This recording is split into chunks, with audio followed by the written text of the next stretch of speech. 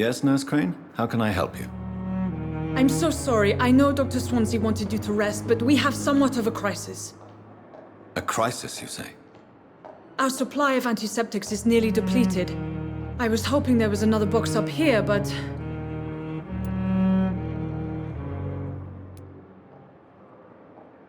What type of hospital are you running? No antiseptics? You have been away too long, Doctor. With the war and now this epidemic, supplies have been running scarce for months now. I may have a solution. In France, during the war, drugs shortage was a daily problem, and we had to use our wits to overcome the shortages. However do you mean? If combined correctly, certain household chemical products can be used in a pinch instead. Now, where's the hospital storeroom? The storeroom? Fat chance. This is the Pembroke, and space is luxury we don't have. Everything used to be stored in the old morgue. Perhaps I should look there first. Where is this morgue? It's the large building behind the hospital. You'll need to go in the back door because it's been sealed off for sanitary reasons. Take this key. It opens a small back entrance at the end of a narrow street. The abandoned morgue behind the hospital. A small door at the end of a narrow street. On my way then. Thank you, nurse.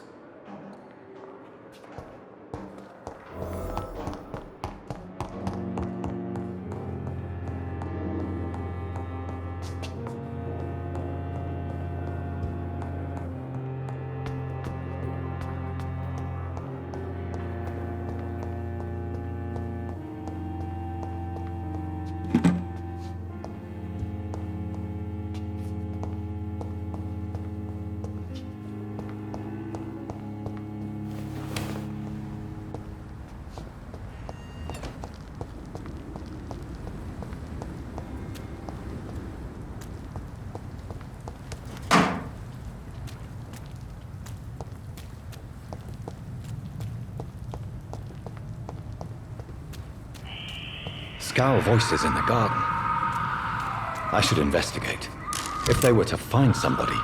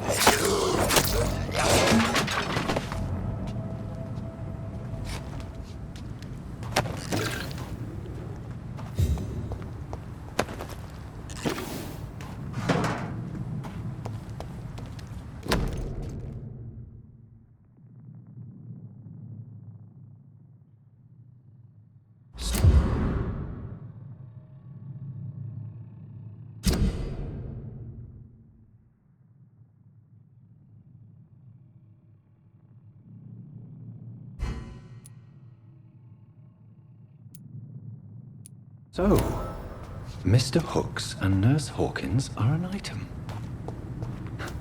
Those two have hidden their affections well.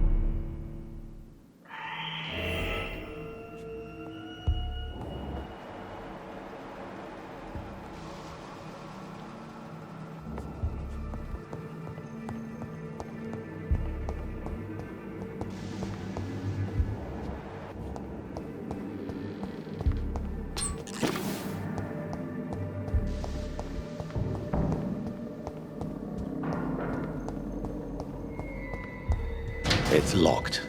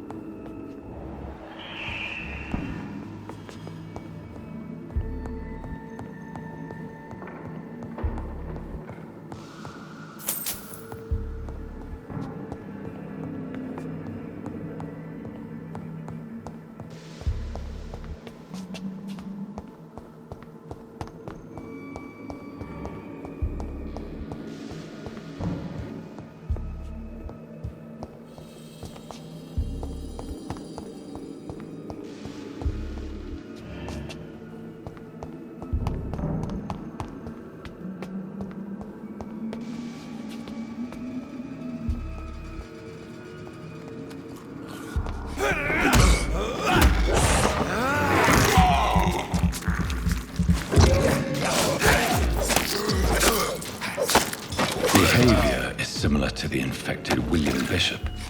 Must be the same strain. This sickness moves faster than influenza.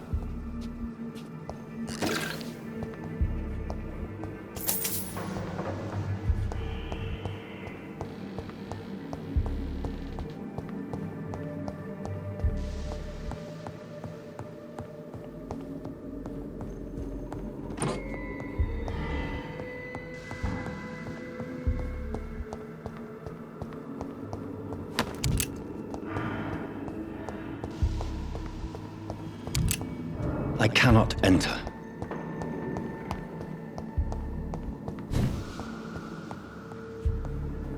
Balls of Mars, fortifiers. As popular as they are ineffective. But they do contain iron tartrate, and that might prove itself useful.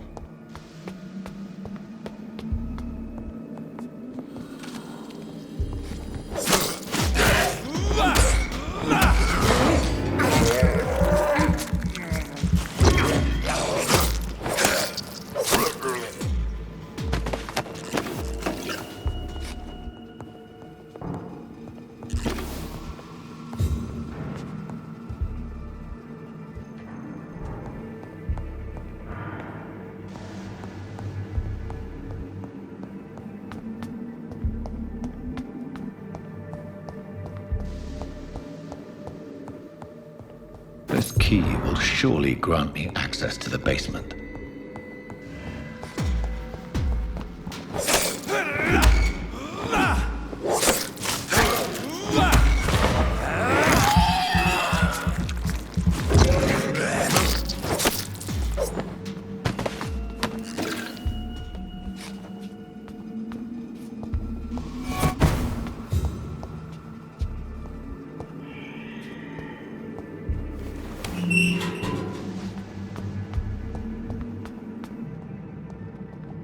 These scowls feed from corpses and the husks of animals. They're not after blood.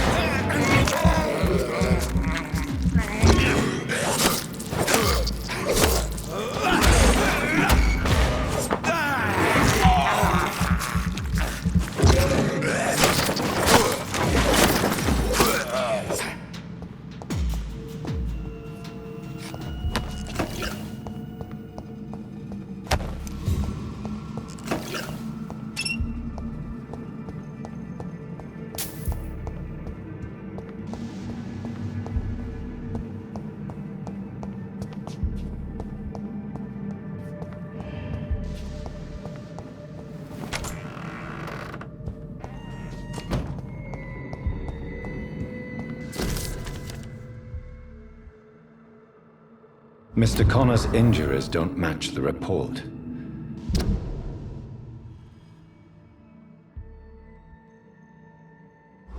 I'd better look into this.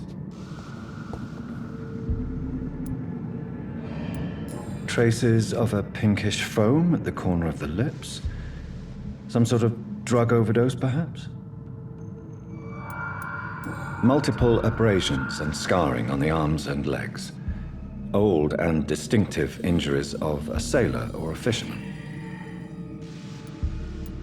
The chest was originally opened to perform the operation. The sutures are clean, but the chest has been reopened. A puncture over the left lung, possibly a chest tube insertion. Not the cleanest work, but I think it was successful. Signs of internal bleeding. So, Dr. Tippett's anesthetics were incorrectly dosed, causing the patient's death. And then he tried to operate on him again. Tippett has made an egregious error. It's time we talked.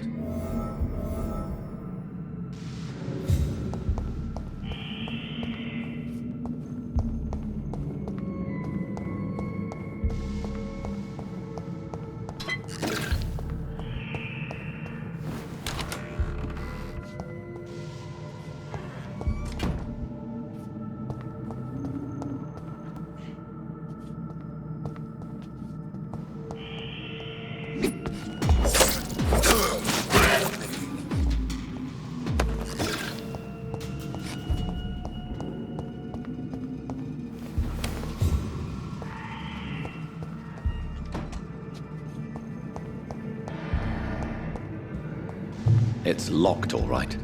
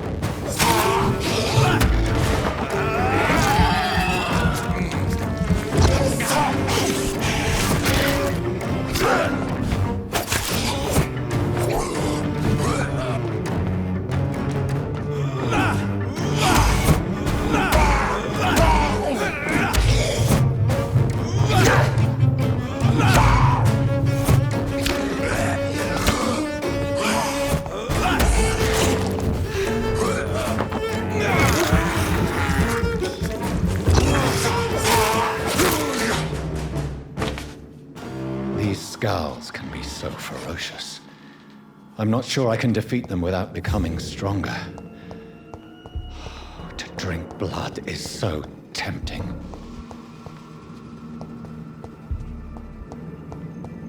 Sodium hypochlorite. Dangerous to administer, but efficient in the proper dosage.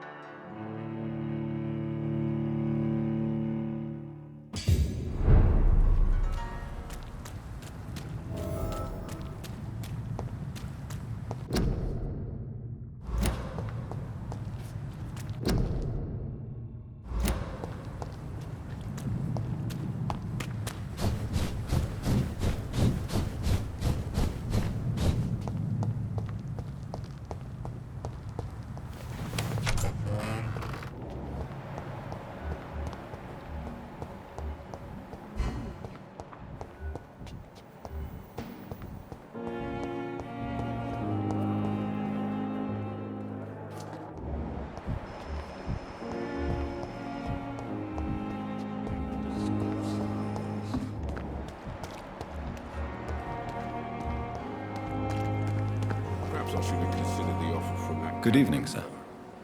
So it is true. The famous Dr. Reed has joined us. I can't think of any better news during these terrible times. Do we know each other? Actually, yes. We met once before, at the Rockefeller University in New York. Dr. Tippett, yes, I remember. I was assisting Professor Carell in his research about coronary bypasses. He had nothing but praise for you. He was also very confident about your future. And look at you now. Eminent surgeon and blood transfusion specialist.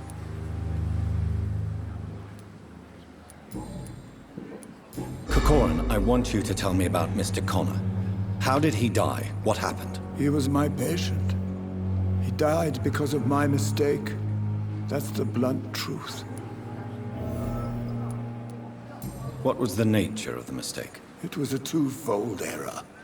My diagnosis was wrong, and the administered dosage was too strong. Who was this patient? I don't know. Some sick man from the docks, maybe a fisherman. I had no time to talk with him. No one claimed a body.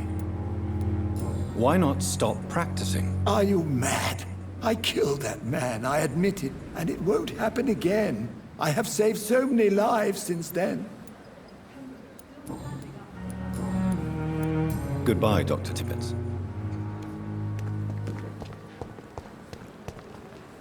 Good evening, Milton. Good evening, Doctor. Still trying to save lives?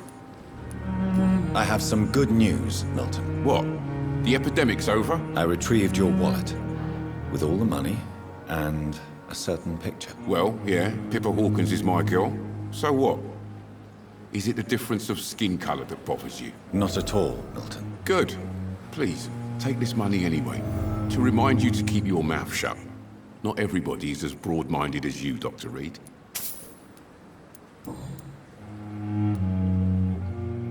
What's going on between you and Nurse Hawkins? Pippa's tired. Tired of all this shit. Tired of all those corpses piling up. She's as depressed as I am. During the war, I witnessed a few couples just like you come together in difficult circumstances. It can be very damaging. Maybe you're right. But we support each other. And that's all that matters. Tell me why you're extorting money from some of the patients here. If a patient wants a bed, he'll have to pay me a little fee.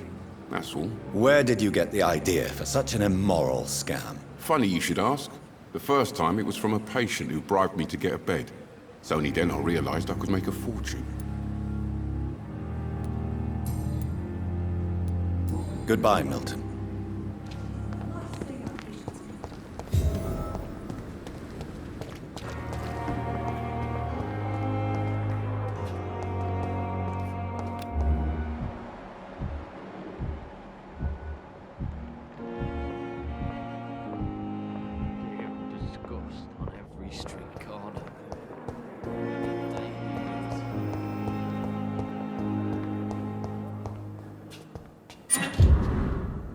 It's locked.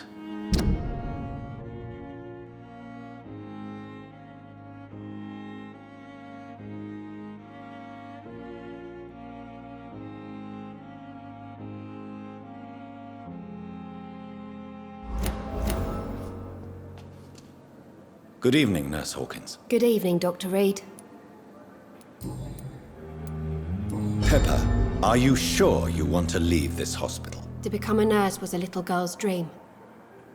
But in the end, I don't feel that useful. I want more. I want to make things change. But you're doing something important here. For all the patients who need your help. We save lives, sure. Each time we send a cured patient home, it's a relief beyond words. But since the epidemic, I feel so powerless. What steps are you prepared to take to feel more useful? I don't know yet. My sister believes that the real fight is in the streets nowadays. Maybe she's right. Maybe this is what I must do. And what about Milton Hooks? Does he share your point of view? For Milton, any change means more comfort and more peace. I disagree. If you feel that saving lives is not useful enough, perhaps it means that you've lost faith. On the contrary, my faith has never been stronger. Maybe we are all just too proud to face up to the fact that science cannot compete with God. Goodbye, Nurse Hawkins. Good evening, Nurse Hawkins. Good evening, Dr. Reed. Goodbye, Nurse Hawkins.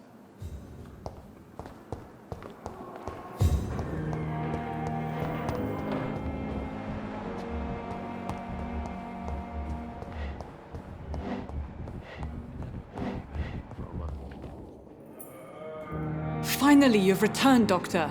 Did you find anything of value? Yes, Nurse. You've worked your first miracle, Doctor. Now, this patient here needs immediate treatment. Duty calls. When the storm has passed, I'll show you how to mix the remedy yourself with the same basic ingredients. Many thanks, Doctor. When you've finished, you ought to report to Dr. Swansea in his office. He's been looking for you. Seemed pressing.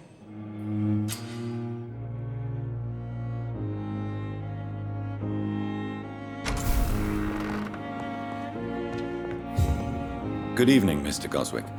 How are you? I'm okay. Do you need any help? I'm afraid I may, sir. I don't mean to be a burden.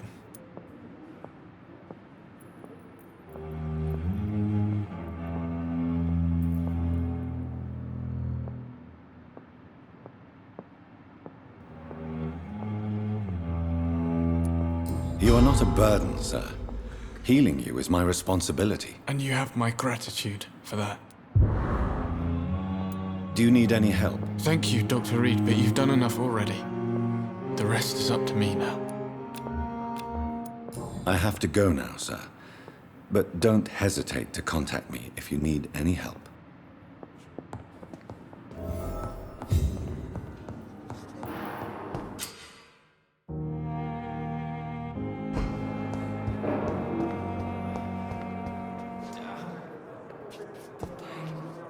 Time has lost its effect on me.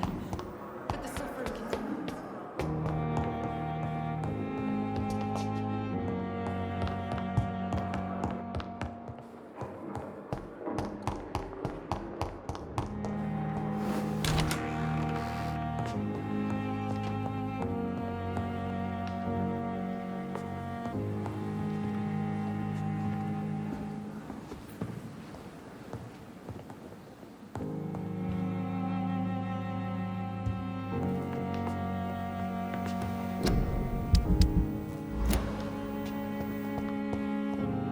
The flower's dying. It needs water.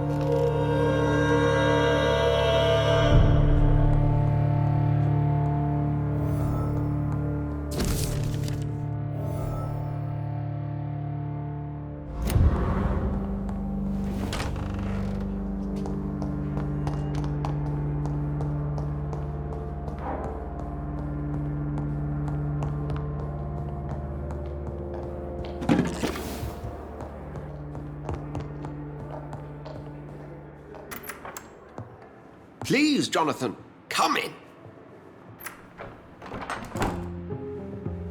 Fascinating, is it not?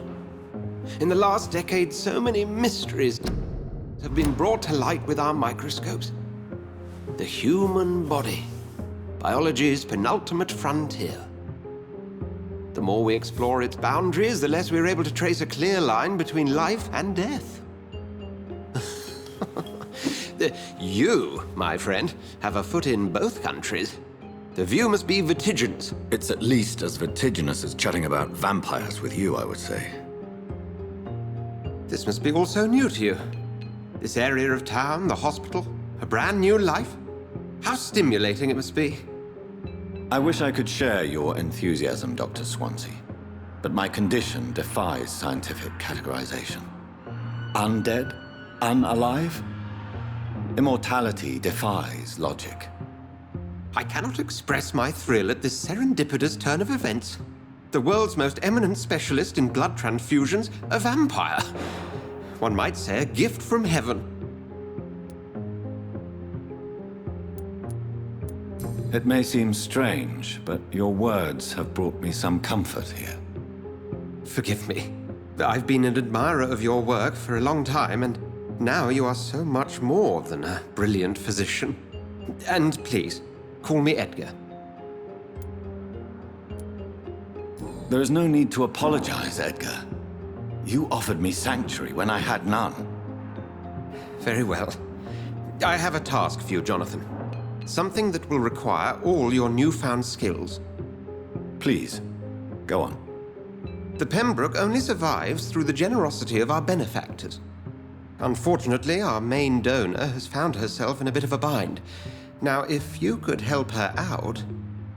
A spokesman or politician is what you need. That's not my calling.